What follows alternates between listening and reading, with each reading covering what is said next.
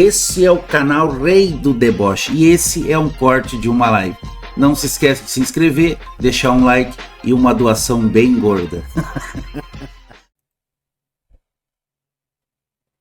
Meu Deus do céu, o Alex, cara, o Alex é outro. Vindo ao meu canal, tudo jóia? Hoje vamos falar de português, otherwise formerly known as Portuguese, Spicy Spanish, Brazilian, or Mozambican. This is the 5th episode of Language Review, a series where I go through the languages of the world and review them, sort of like a film critic or a video game reviewer, but for languages, specifically from the perspective of a language learner. I'll discuss who speaks them, their grammar, their difficulty, and tons of other stuff before finally giving them an official Language Simp certified rating on the Simp scale. If you enjoy this video, let me know in the comments which language you'd like me to review next, and without further ado, vamos. Ele tá fazendo um review de uma língua que ele nem fala.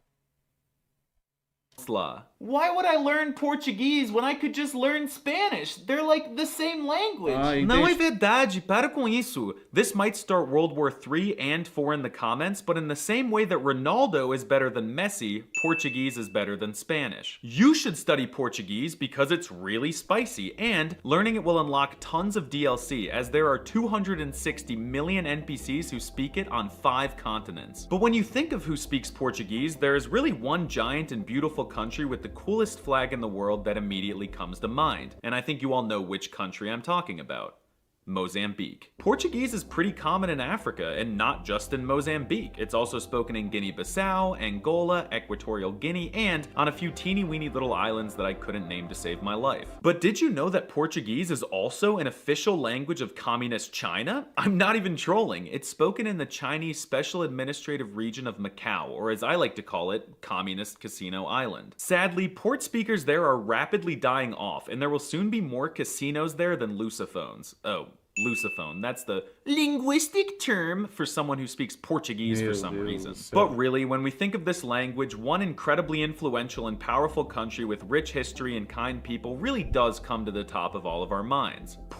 Wait, what is that big blob sticking out of Mexico? O que isso? É Brasil, o país mais bonito do mundo. God, I love Brazil so much. Oh, and I guess some people also speak it in Portugal. Why is Portuguese spoken in all these different places? I don't get it. Well, it all starts at the Big Bang, but I'll give you the short version. So the Roman Empire happened and they spread the Latin language over to the Iberian Peninsula. Then Spain and Portugal somehow split like an egg. Latin evolved like a Pokemon into Portuguese. Then a bunch of colonizers got on boats and did some questionable things in South America, Africa, and Asia. Some time passed, Bolsonaro got elected, and now you have modern Portuguese. But modern Portuguese is very different depending on where you go. If you're ever on a layover in Portugal, you'll notice that the people there speak fast with a very closed mouth, like Olá, sou português de Portugal. Eu sou de Portugal. It's like they have a gerbile or a Portuguese man-o-war jellyfish thingy in their mouth. Alex. Some of the language overlords even claim that European Portuguese sounds a lot like Russian, but as a speaker of both of those languages, I just don't see it. But caralho, mano, Brazilian Portuguese is one of the most beautiful things I've ever heard in my life. When I hear a Brazilian speak, it feels like I'm teleported to the top of Christ the Redeemer, and a bunch of tiny capybara angels grab me and fly me into the clouds and serve me unlimited feijoada until I explode and release green and yellow confetti onto the streets of Rio de Janeiro. There are a ton of regional accents in Brazil, but in general, Brazilian Portuguese sounds open, expressive, sometimes goofy, and just downright adorable. They sound like, Oi, irmão, eu falo português do Brasil, brigadão! I'm a certified simp for the noises they make with their mouths, and I plan on permanently moving to a favela soon for full immersion to master the language and shock people on camera. Don't worry though, I won't go get killed or robbed. Y'all probably know that I got robbed last year in Baguette Land and recently in the United States, and as if real-life robbery wasn't enough, the same day, coincidentally, criminals were also trying to gain access to my bank account logins. To say it's been an unsettling few days is an understatement, and I have no idea how they got my information. It's just really a shame how monolingual betas and large corporations can so easily buy and sell our personal data online these days. That's why I trust the sponsor of today's video, Incogni. Buying and selling our personal information is big business. Something like signing up for a store's loyalty program can unknowingly put your name, address, social security number, and more into the hands of data brokers who sell their lists to the highest bidder over and over again. Incogni searches for your information information and on your behalf, sends data brokers legal notices to delete your personal information from their databases. If you tried to do this with all the data brokers in the universe, it would take you years, but Incogni can do all the messy work for you. I only signed up a week ago, and they've already completely removed my data from 28 different brokers, and they're in the process of removing it from over 100 more. I've already noticed a dramatic reduction in the amount of spam emails I've received in both my personal Joshua inboxes and my business inboxes. If you'd like to see the magic in action yourself, use code LanguageSimp at the link below to get an exclusive 60% off of an annual Incogni plan. Or go to my link, incogni.com/LanguageSimp now, and use the code LanguageSimp to get this special deal and take your personal data off the market today. Now let's talk about the alphabet. For the longest time, Portuguese was written in a discount version of the American alphabet with 23 letters instead of the naturally occurring 26 found in nature. However, in the late 2000s, the language overlords dropped new DLC into Portuguese, officially introducing the missing K, W, and Y into the alphabet, effectively copying us and making it the same as our system. That's a crazy precedent to set. Adding new letters to a lingo? Come on, Lula, and whoever the dictator or king of Portugal or whatever is, y'all need the multi-ocular O. Replace all your vowels with the O with 10 eyes, and tourism will increase exponentially. Portuguese uses a bunch of basic accent markers that are pretty standard in Romance languages, but they also have the same iconic unibrow that Spanish has. But in Spanish, the unibrow only goes on the N, while in Portuguese, the unibrow is biromantic and can be found snuggling on top of both the A and the O. And these unibrows, combined with the rest of the letters, make Brazilian sound so... Qual palavra tem acento no O daquele jeito, cara? Como assim? Só se for português de Portugal, então. So good that my legs shake and my jacked arms twitch when I hear it. Most of the alphabet is pronounced how you'd think it is, but some of the letters have gone spring break hog wild. The R is very often pronounced as an H, like in the word caminhões. I grew up with a Brazilian named Lohan, and my little pea-brain at the time could not comprehend why we weren't calling him Lohan. Assim, the L is also quirky because it's often pronounced as a W, like in the word legal. Well, it looks like it should be pronounced legal, but it's actually legal. Another example is Brasil. However, the cutest noises by far that come out of Brazilians is the way that they pronounce the D at the end of words, uma linguagem que não é dele é ridículo. Verdade. Saúde. GGG. It just makes me feel warm and tingly. And they don't make that noise in Portugal. Instead, they make silly noises like pronouncing S's at the end of words as an SH sound. So they say português instead of Português. Wow, so cool. SMH my head. The language also has a ton of nasal sounds. It's like French phonology and Spanish vocab met on Tinder, produced an offspring and named him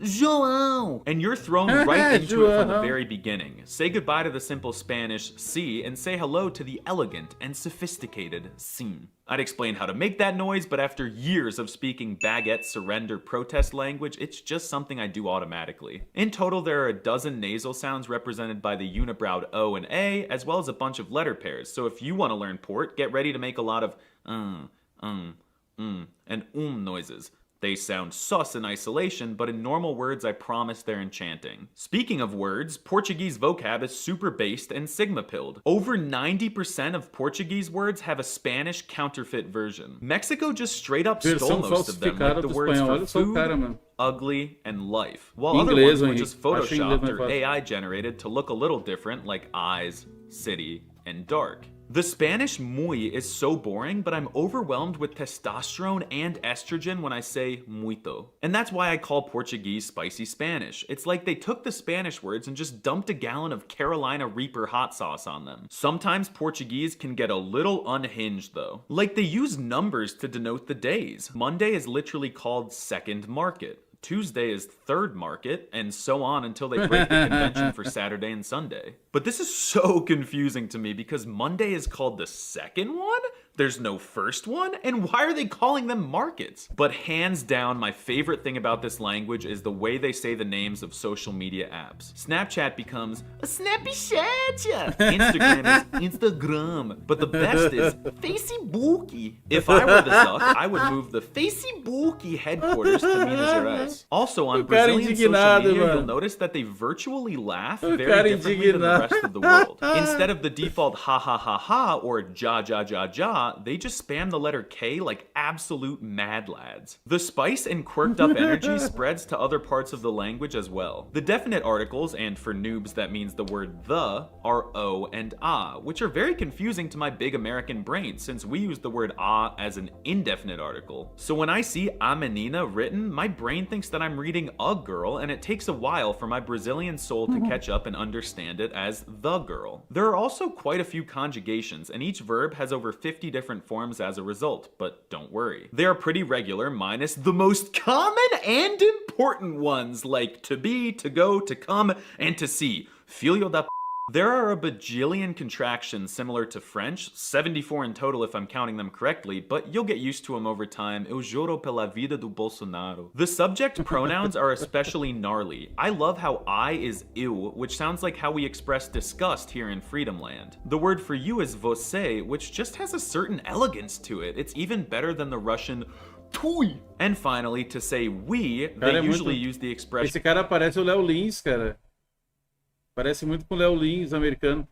A gente, which literally means the people, and I think that brings a happy, collectivist, and communist feel to the language. No wonder it's spoken on Bing Chiling Casino Island. Muito now bom, it's Henrique. time to talk about shock factor. How will Portuguese speakers react to you speaking their language? Well, the truth is, not a lot of foreigners learn Port. Brazil is swallowed both geographically and linguistically by Mexican-speaking countries, as well as Fishanese-speaking fish. So when someone starts learning Portuguese, especially in American, that means they firmly resisted the strong propaganda pushing us to learn Mexican, and they instead chose to narrow in on Brazil for one reason or another. So they're grateful, even if you only know a little bit, and they will absolutely tolerate any mistakes, even if they're drastic, like saying pau instead of pão. I can promise you that if you go to Brazil and you whip out even a half-broken sentence in Port, they will do backflips, make you way more feijoada than you can eat, and even let you pet their capybaras. Oh, and if you don't know what to say to a Brazilian, just look them in the eyes and say, "O Bolsonaro é muito gostoso," and I can promise you, you'll at least provoke some sort of reaction. When I was an engineer, I said that line to my Imagina ele aqui na rua falando Bolsonaro é muito gostoso, imagina.